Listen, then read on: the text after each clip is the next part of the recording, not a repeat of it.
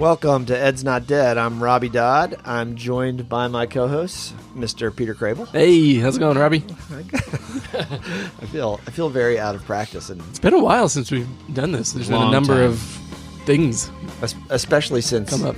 I've always said like episode 12 of season 2, and I was just told that I don't have to say episodes anymore. It's no longer the format. We're changing the format again. I'm linear.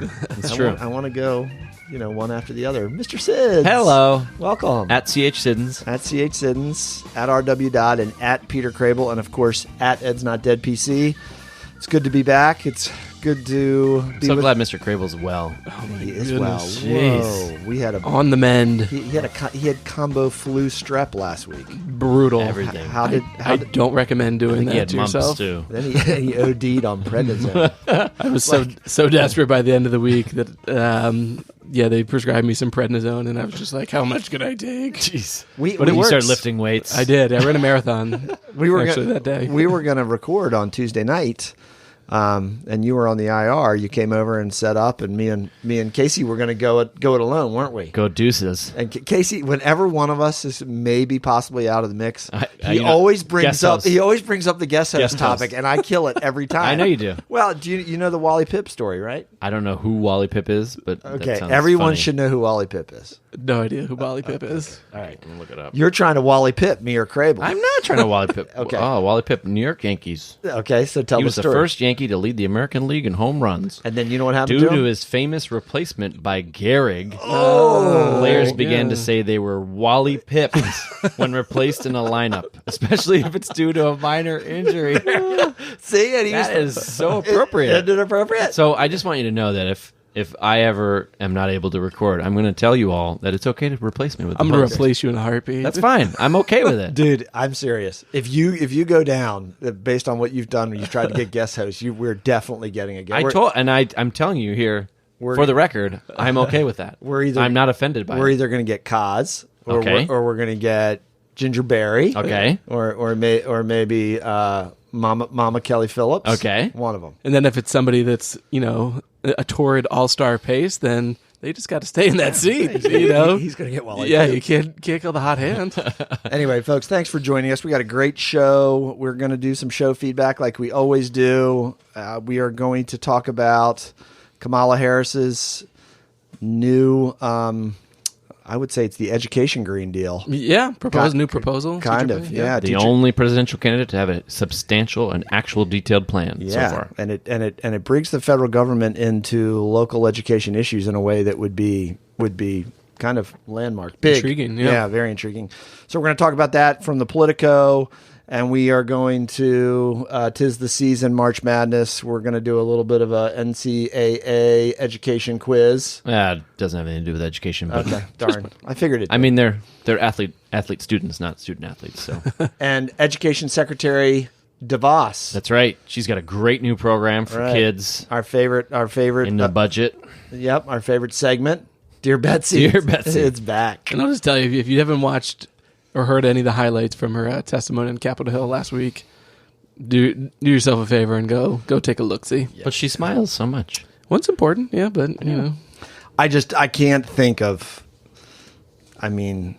17 million for disabled kids. It's just, I can't think of a bigger loser that you would that we would pick. Yeah, that you and would there's so pick. many like obscure things that if you told most people the blah blah blah grants, the title Yeah. the three Yeah. grants, Yeah. nobody would have any idea No. what you were talking about. The historical impact of the Special Olympics. They're everybody knows what they do and the impact they have. It's ridiculous. Anyway, we'll get into that. But let's start, as we always do, Mr. Sids, show feedback. Show feedback. We got some great piece of feedback from folks on Twitter and elsewhere. From D Grano via Twitter. Let me do this one because this was my back and Oh, that's forth right. with her. Yeah, That's right. That was good. So we friended each other or something like that, however that works on Twitter. Followed each other, yeah. And so we started doing some direct messaging, and she said, "Oh, I got this. I don't know if you guys want any suggestions for guests, but she said I support an amazing educator named Kristen Borrero, who's an expert in classroom management and coaching." And she said, so much of what you cover on the blog sounds like what she preaches. She codified something called the no-nonsense nurturer. By watching highly effective educators who are adept at building strong relationships with their students, believed in their limitless potential, and who held really high expectations for them. So she was able to give me this Miss Barrero's contact information. Hopefully we can touch base with her in the future. But that sounds awesome. Always nice to get, and she lives in, Dee Grano lives in Louisiana. So it was nice to kind of spread the field afar and hear from some different people. Thanks for listening, Dee. Yeah. Thank you. Good stuff. And I like that it's you guys have done so much on the blog. Right, I've written some on the weblog. On the weblog, my output has not been that impressive. In Casey, I just edited two more for him. But people are interested in it. Yeah, and I think they might both be available this week. All right. Yeah, about how to build confidence in teachers. Yep. And confidence gap. What was Ooh, it? I like the other that. one was about EdTech. EdTech. Yeah. Yeah. And then I forgot one about the EdTech one, and I left it sitting there for a while, and then I saw it again. I was like, oh, Yeah, I forgot this was it was here. like already written. Yeah. And then I wrote one that said, charters don't have to be the Wild West of education. Yes. And I had about I had 6 proposals for some national charter legislation. Ah, that's right. Look at you. Oh. Pushing them out. How about Melissa Wants? Yes. That was a pretty- great one. Yeah. really was that cool. in here? You want to tell everybody about that one? I don't know. I don't know if that was in here. It was not. No, neglected. But that was on Twitter. Melissa's an educator in California who contacted us about a program that she has conceived and implemented that is very much like Project Success, which is an interdisciplinary approach to middle level education. I think their program combines reading, language, arts, social studies, science, math. Same idea of reducing the number of teachers that kids have and having teachers be interdisciplinary specialists. And they're doing it on a pretty large scale in one school. She's a trailblazer in this regard, and we're pretty psyched because we have the same thing. Project Success is here, and she's doing it. We joked Something around, like there's it. Literally no new ideas. I know, I know. So we've had a really good conversation with her on Twitter. Yeah, I finally got back to her and kind of gave her our whole spiel, and we were like, all right, let's figure out a time. Yeah, we want to talk to her, and we want to get her on the show. Yeah, it'd be really cool just to hear her experience as well. So we can hear back from her. She can she can join in our efforts to try to reimagine middle level education, right, Mr. That's Mr. right. Casey That's Sims? All right, what do you got, Case? So Ed's Not Dead tweeted out. I don't know who created this tweet, but it got Diane Ravitch all fired up, which is good. You know, we're getting the big players. So Mr. Crable, The big players. the big players, big ed players. Gates Foundation, Chan Zuckerberg asked for big new education ideas. God, Bill Gates looks so old in that picture. He's looking pretty old. Dear Lord. So a lot to digest here was the tweet. Is the problem with student achievement that we just need better ideas in software technology? Or do we need more or better teachers in every classroom to inspire students? And Diane Ravitch replied very succinctly, we need billionaires like Gates and Zuckerberg to stop telling teachers what to do. Being rich does not make them teachers. Bazing! Ouch. Ouch. So Ms. Ravitch's tweet there, she Caused a lot of consternation in the Twitter well, world. it got a lot of people liking. Yes. I think almost 300 people liked the comment. Yeah. And a bunch of people, 50, haven't looked recently, retweeted it. So it definitely struck a chord with a lot of people. And we kind of talked about, big money in education and whether it was good or bad. And kind of from this, sounds like the teacher perspective is, get out. Get out. Don't want you. Yeah, I mean, I don't know if I think get out. I do think that there's probably a place. I usually think there's a place for everybody at the table in education, especially those in other fields that, I mean, with the absence of funds, Yeah. billionaires will step in to do what they think is morally right based on how much money they have. you think so? I think so. Why else would you give $100 million to Newark Public Schools? Because they're underfunded and historically segregated and secluded from the rest of New Jersey. So what does a rich person do who thinks they can be a savior? Is they pour a bootload of money in so they can put their name on A something. bootload? A bootload. All bootload. So They also think, it's not unlike professional sports franchises that very wealthy people buy, and they think it's just like because they've successfully run a business somewhere else, they can run that, and they find out that it's a really different animal, right? Yeah. Thankfully, that never happens with political elections. That's fortunate. Thank goodness. So another piece of feedback. Switching gears. Sorry, this is way too long. What do you mean? Two quick ones here. Lots of interest, including a picture of the one and only Rick Wormley at ASCD conference by Phyllis Fagel. Rick Wormley tweeted your doctoral dissertation. The dissertation. Or what did I call it? Your doctorate. You wrote your doctorate. Yeah. It was the summary paper on Jay Huskos. Yes, and then Principal Jared Tharp of Rolla, Missouri. I don't know Jared. He asked for podcast recommendation, and he liked our interview with Elena Aguilar that we did a couple months ago, and so that's the end of our feedback, which is much more extensive than last time. Well, I gotta hand it to Mr. Krabs. And I know you agree with me. Oh, absolutely, Twitter king. He is he is a different guy. Yes, he's all over the. But his Twitter soul, sphere. his soul has exited his body. Yeah, definitely. I think that's why he got sick. Ate my soul a little bit. It's been the opposite because Casey has kind of been on a he's I know he's been on a little bit of a break. It's been nice. It takes a certain kind of person to really dedicate themselves to Twitter. Yeah, I think you can only do it in short spurts. Yeah, soul sucking. Yeah. All right, so do we want to talk about? Let's talk about it. Presidential race 2020. The Democratic candidates are starting to come out with what their platforms are going to be. Mm-hmm. Kamala Harris has a very compelling, interesting platform.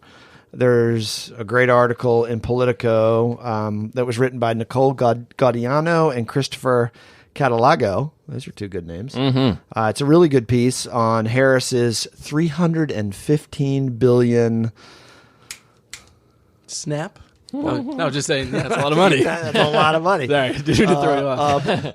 Proposal to increase teacher pay by $315 billion over the next decade.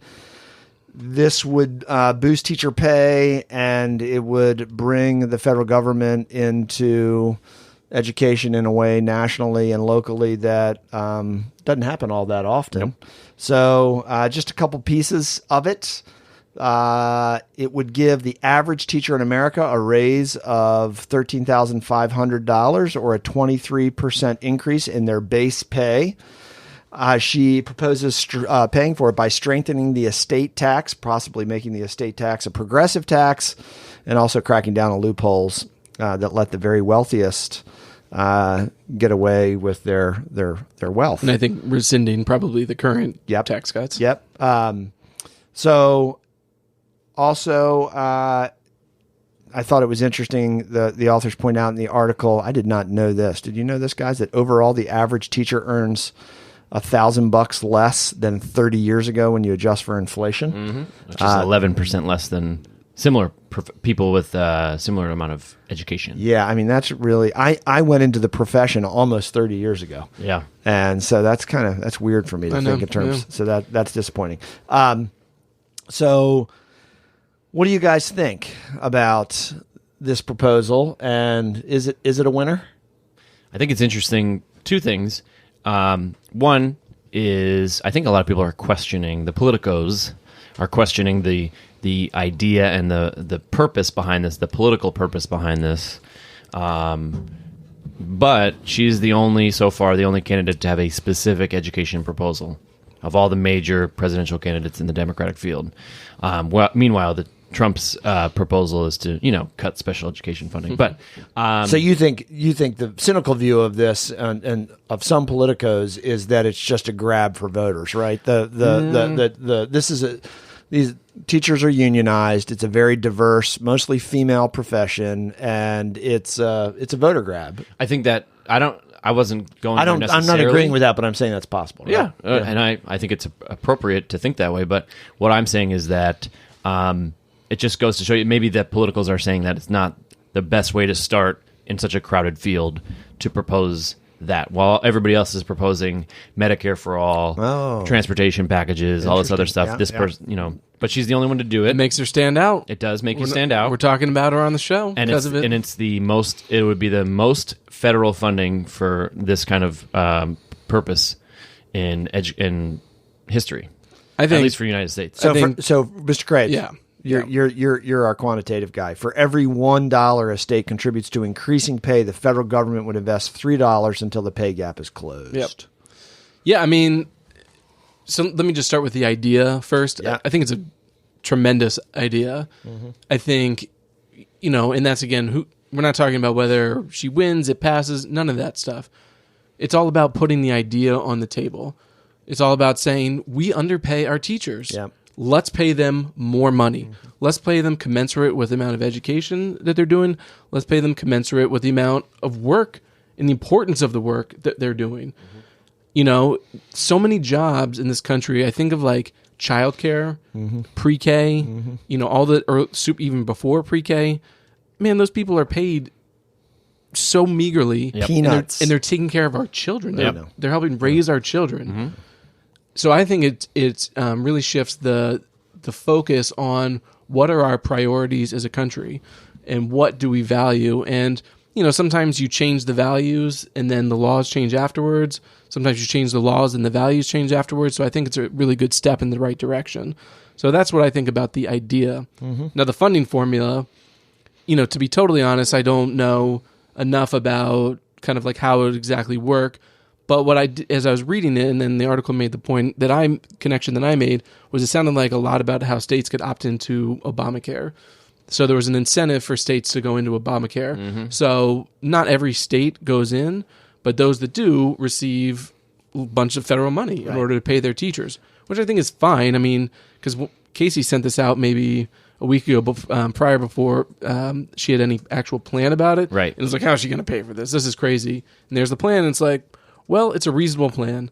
Not every state is going to step in and do it, just like not every state took the money for anything that the federal government does. And if they do, that's fine. That's their choice. I just hope that they pay the price by a bunch of pissed off teachers. Well, and no one ever asks how you're going to pay for your tax cut. Right. No one ever asks that. Right. No one does. They don't ask how you're going to pay for your, $15 billion planes that were used to fund wars across the entire country. No one ever asks that. Yeah. But when it comes to paying our teachers in an equitable manner or providing health care for our folks across the nation, then we ask how much it should be. Every how cent we're is gonna so get paid important. For it. Right. I think this could go a long way in terms of at the very least, even if it doesn't pass, which it will not with the current mix of government. Correct. However, it will bring to light the idea and the fact that you go into city schools or schools that are in impoverished neighborhoods, and where does most funding come from? It comes from property taxes, and it comes from those kind of tax increases that put kids who are in impoverished areas at a disadvantage because they just can't get the funding necessary to fund their schools from the local properties. Yeah, I mean that's one of the. This is a way to kind of at least bring communities and teachers so that they're not leaving places that need the best teachers and need good teachers to stay to go to other districts because they pay more. Like I student taught in Reading School District where the average teacher pay was like $40,000 a year. Right. And you can go to Wyomissing School District 15 minutes away where Taylor Swift grew up and get paid $55,000 to $60,000. That's what Kathy Hoffman said when she was on the show. Yeah. About teachers leaving Arizona to go to neighboring states because they paid $20,000 more. Yeah, and Wyomissing School District doesn't need... they need good teachers, obviously, but the drain of teachers in Reading, for example, is just awful. So this would essentially equalize teacher pay across the country. In some ways, it would. I don't know, equalize, but state by state would be more equity. Yeah, state by state would still be different because the starting base salary would not be the same across the country.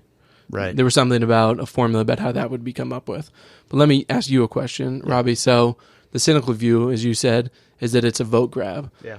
So is this how you grab the vote, or did she miss the message of the Red for Ed movement and the teacher walkouts and the teacher strikes, and that the teacher strikes, a lot of them, not all of them, but most, have been about more than just teacher pay. That's been one aspect of it, but it's also been about fully funding schools in terms of staffing, support staff, in terms of guidance counselors, in terms of health technicians, in terms of nurses.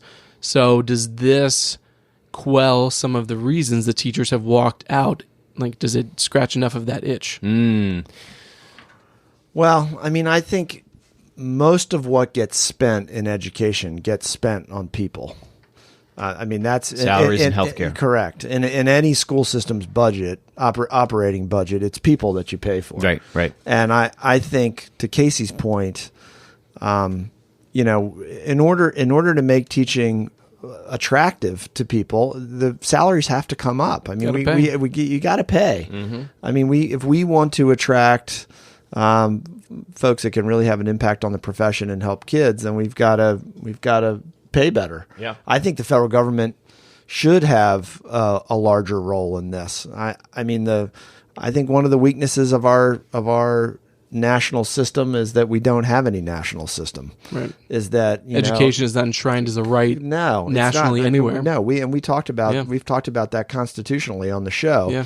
And I don't know if that's a little bit I would be out of my depth to talk about that, but I do know that the variance across the nation and what teachers make is ridiculous. It is. Yeah. And a lot of these strikes have come, other than California, in places where teachers don't do that well, and it's hard to get by. I mean, we've read those articles and talked about on the show where, teachers going to soup kitchens or whatever to get food, and it's brutal. Yeah, I mean, it's damning on us as a country. Yeah. I think so. I don't think it's a vote grab. I think she honestly believes what she's saying, which is that education is an investment.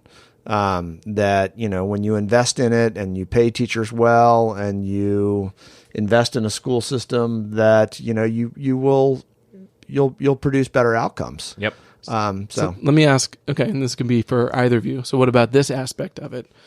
So if the federal government steps in and essentially puts their hand pretty heavily in terms of pay and how teacher pay is doled out, et cetera, what does that do to sort of local bargaining units, whether they be unions or not unions, negotiating on salaries and contracts with their local school boards?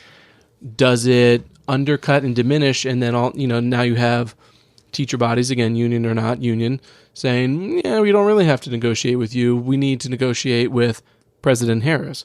We need to negotiate with the Department of Education. Does that happen, and is that bad? I think my first inclination is maybe it would make union negotiations more smooth, or go smoothly.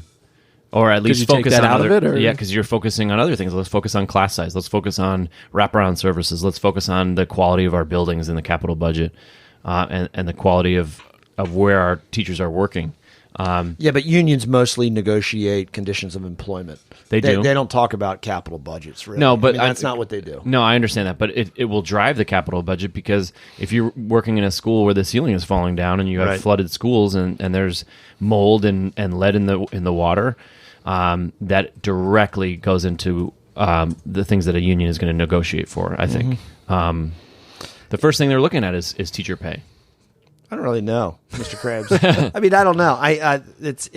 I'm not sure this article gets into enough specificity about. This is a tangent. This is a make a prediction. I don't know. I wonder if, like Obamacare, there would be certain provisions that states or municipalities would have to hit to do this. For example, would it not only be incentives but penalties if you didn't, if your funding wasn't at some certain level? Would there be death panels? Yeah, exactly. That was a big facet of Obamacare. Can you believe those death panels that they have? There would be some. There'll be some equivalent in education. They'll knock down your school. Yeah, there'll be dropout panels, so you can't.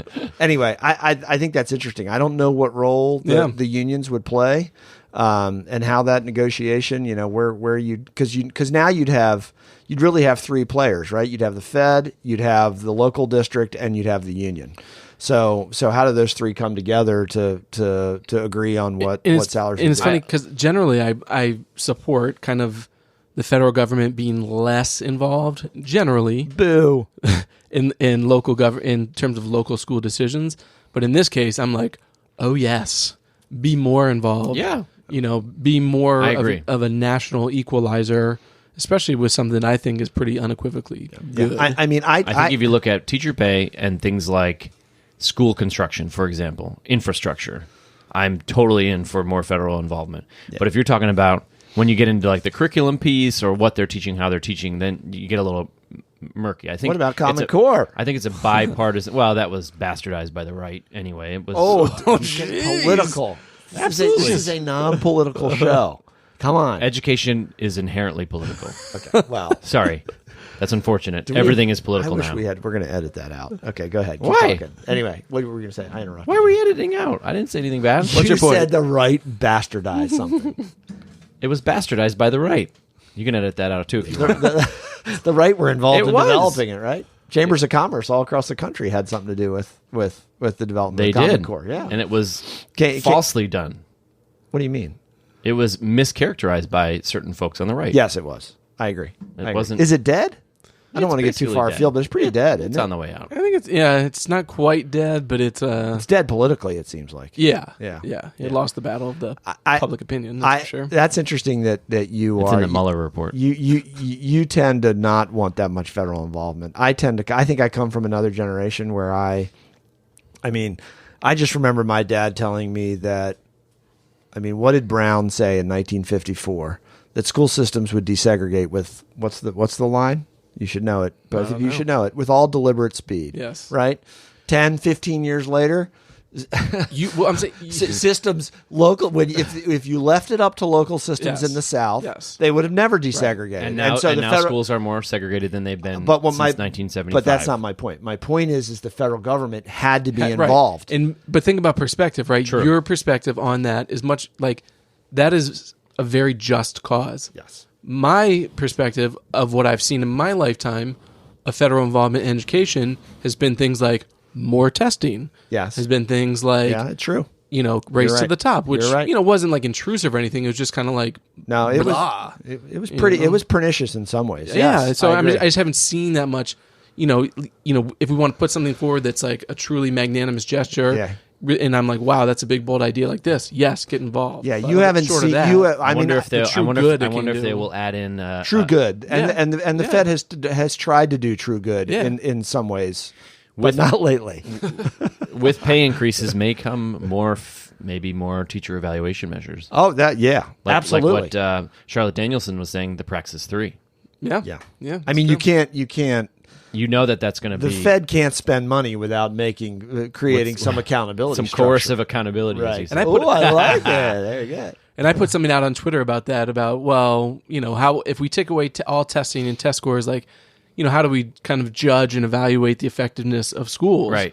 And somebody kind of responded and was like, well, the other public institutions like hospitals and stuff, all their data isn't published and like critiqued to the last T by the public.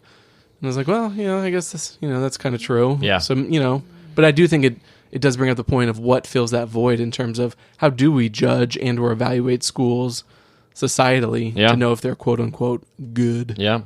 So. Well, it's just, it drives me crazy a little bit. You can't, there's this idea that you can't pay people more so they can live a more rewarding life without getting better test scores. Yeah.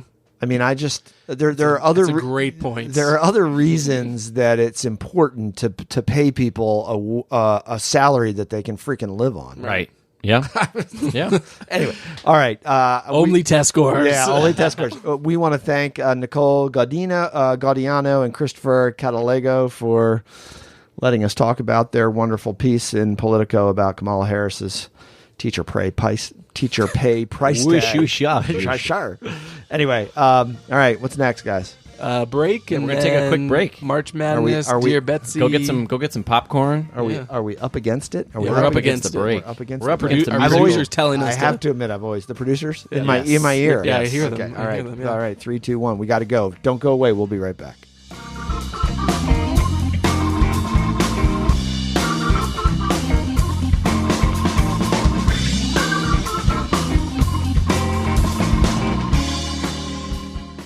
Hey, folks, welcome back to Ed's Not Dead. I'm Robbie Dodd. I'm joined by my boys. Hey, Oh, hello. All right. don't forget what Ed's Not Dead is and pulp education. What? Tell them about pulp education. Pub education? Pulp education. Oh, Pulp Education. Yeah, Pulp Education. Where is the show outline and where is my... Oh, it's right there. Where's my read? Well, it's brought to you by Pulp Education, Go ahead. a full-service educational media company specializing in leadership, instruction, and 21st century school reform. Go, Mr. Krabs. I didn't have the outline up. Sorry.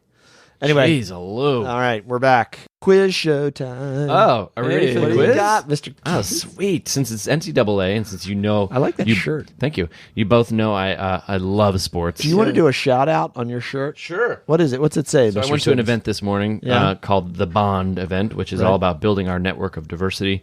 And the event was the second annual, and it was founded by a group of educators, African-American educators, who are looking to basically increase the amount of teachers of color who are entering the workforce for teaching or into schools, and trying to find ways in which we can empower folks to just enter the teaching profession and become part of what we do. Critical mission. Yes, and Absolutely. there's a lot of learning going on in terms of like group breakout sessions and choice in terms of that. There's a great speaker that introduced the event, a professor from local university, and it was just great. It was good. It was good to Cool. hang with people on. It shows the dedication of some teachers who are willing to go out there on a Saturday and lead some of these sessions and teach us some good stuff. Building our network of diversity. I think it's interesting, too. You know, one of the great civil rights leaders of the 1960s and 70s was Julian Bond. Yes. Who- that's true. Yeah, there you go. So anyway, all right. Well, keep us posted on Bond. I know it's gaining steam locally where we are. Well, we'll mention them on Twitter. Okay. And I will find out the Twitter handle in just a bit. Okay. Yeah. All right. So Give us our quiz. March All right. You Madness. ready for the quiz? Yeah. Yes. Okay. So I have a bunch of questions. They're multiple choice, and we'll see how much you can handle and how much you can answer. You ready? I'm gonna kill this. Number one. I think I'm going to win. Number one. An American Gaming Association survey projected how many billions of dollars will be wagered on the NCAA men's basketball tournament, including office pools. Is it 10.4 billion, 1.3 billion, or 4.6 million dollars? 10 billion. Yeah. $10.4 billion. Darn it. Tie. Yeah, we both said it. 1-1. Yeah. Number two, last year Nielsen estimated that 73 million persons 18 and over filled out a total of how many million brackets, both online and paper? Is it 10 million, 400 million, or 170 million? Ooh, that's a hard one. I'm gonna go with 170 million. I'll go with the big one, 400 million. Whoa. Correct answer is C, 170 million. Darn. Yep. Number three. Oh, was that me? I was right. That's right. Oh, that was, yeah. Okay. This one's a little tricky.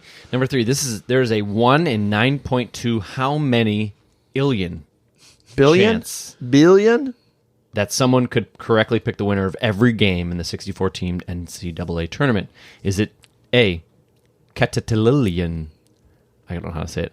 B, quintillion, or C, billion with a B? I'm gonna go with billion with a B. I'll go with whatever the second one was. Quintillion is correct. Hey, what a lucky guess. So there's there a you go. 1 in 9.2 quintillion chance you will get all of them right. Wow. It's very close. Those are some serious odds That's right crazy. there. Yeah. Yes. All right. Next one.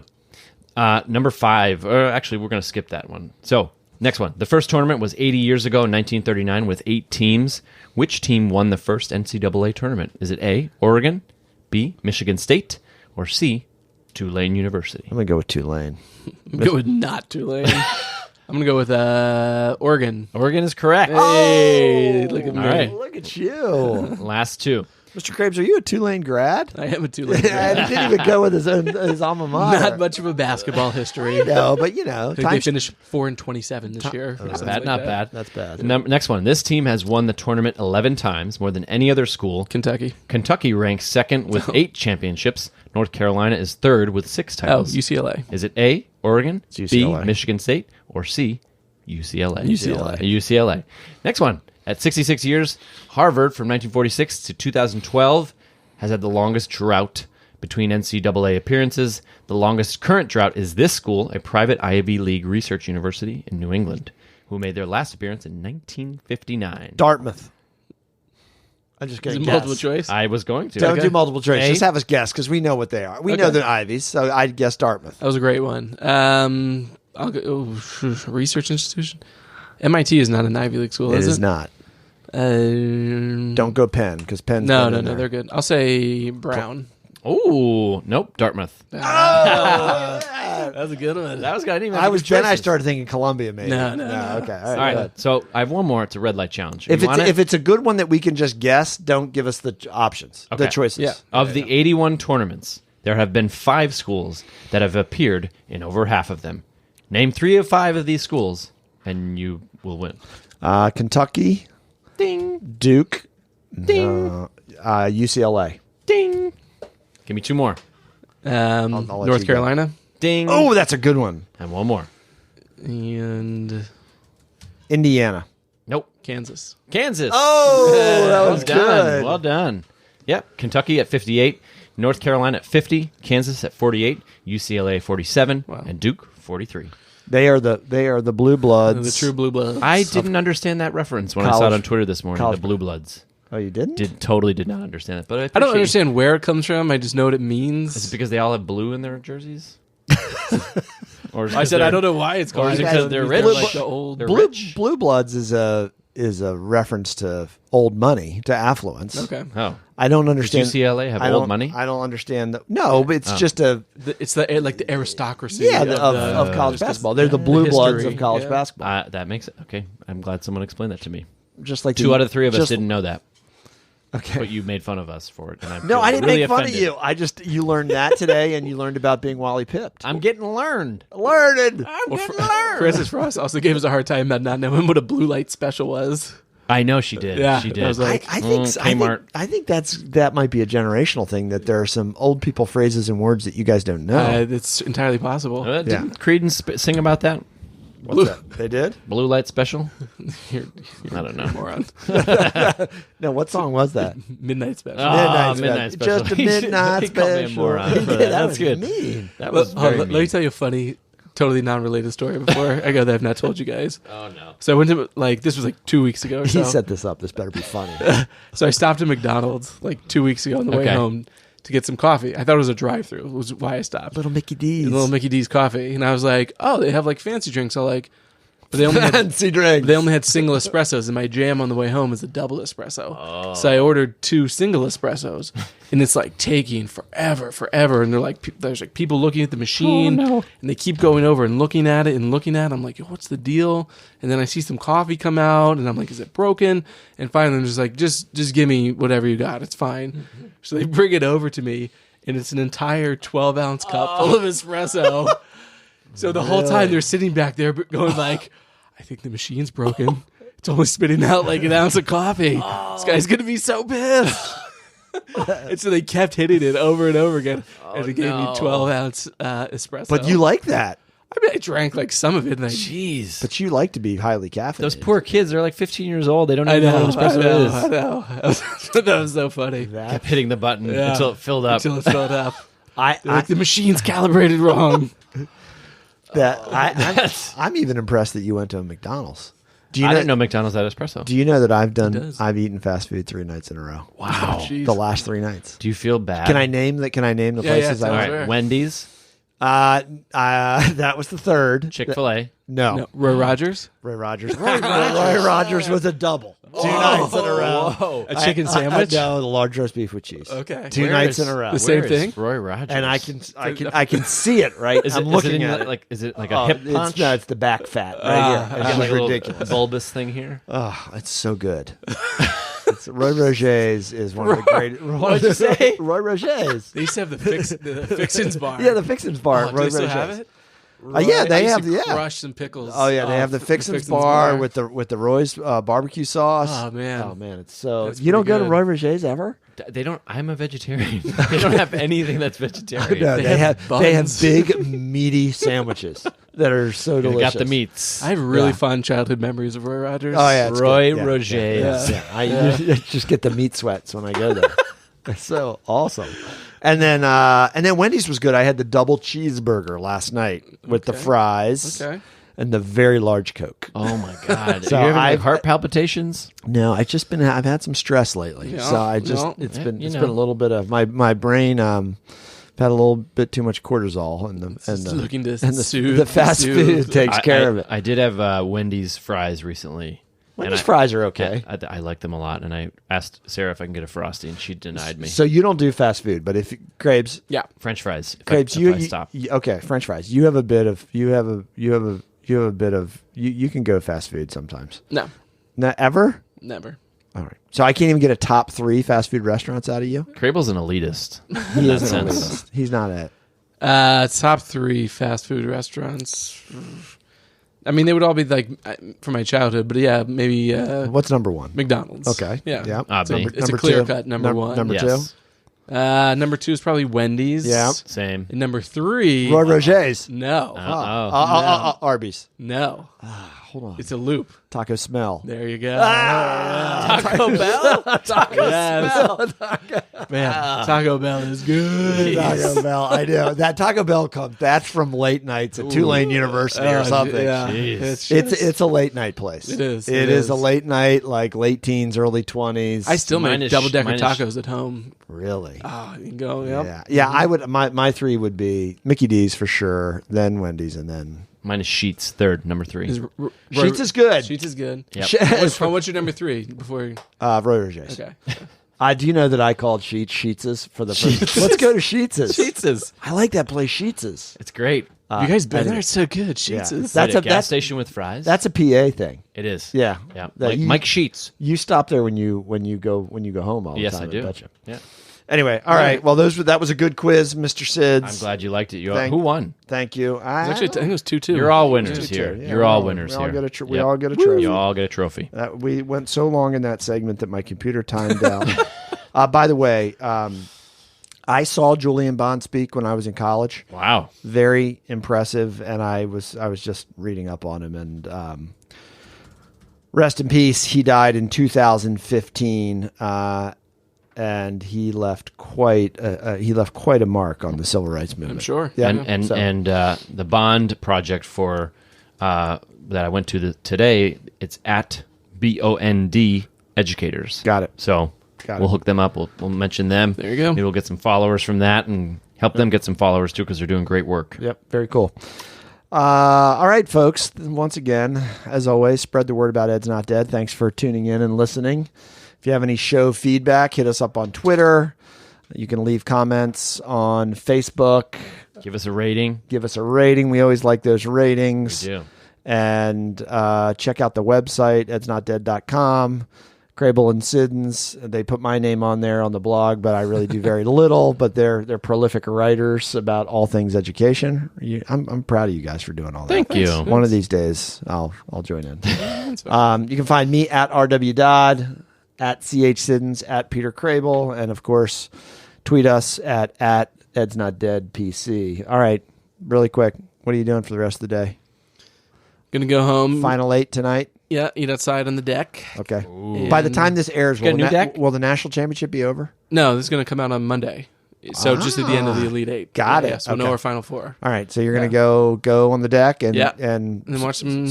spend time with the 3 children. You and got it. And dear Jenna. You got it. Very Yeah. very nice. Yeah. Okay, Mr. Sids, you got I'm going to sit on the screen porch. all right, and you've got your I'm new- reading Jim Comey's book, Oh, nice. A Higher Loyalty.